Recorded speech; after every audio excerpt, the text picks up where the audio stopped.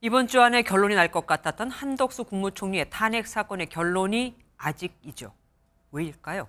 한 총리의 탄핵 사건과 대통령 탄핵 사건의 쟁점이 여러 겹쳐서 한 총리 탄핵 결과가 나오면 윤 대통령 탄핵 심판 결과도 예측이 가능하거든요. 그러니 헌법재판소가 선고 순서를 정하는 데 부담을 느낄 수밖에 없는 겁니다. 그래서 이 두 사건을 같은 날 선고할 가능성이 있다는 관측도 나옵니다. 이시열 기자입니다.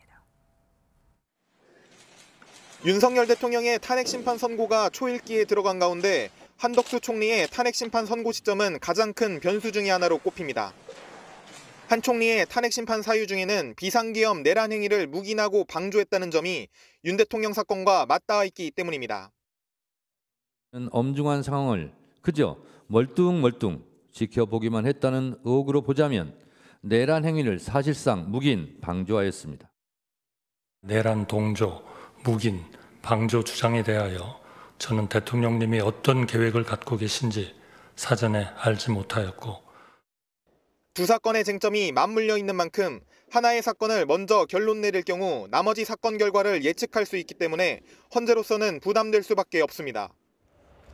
최근 헌재가 한 총리에 대한 국회 측의 검찰, 국무위원 수사기록 송부 요청을 받아들인 것으로 확인됐는데 기록 검토에 시간이 걸리는 것을 고려하면 선고는 다음 주로 미뤄질 가능성이 큽니다.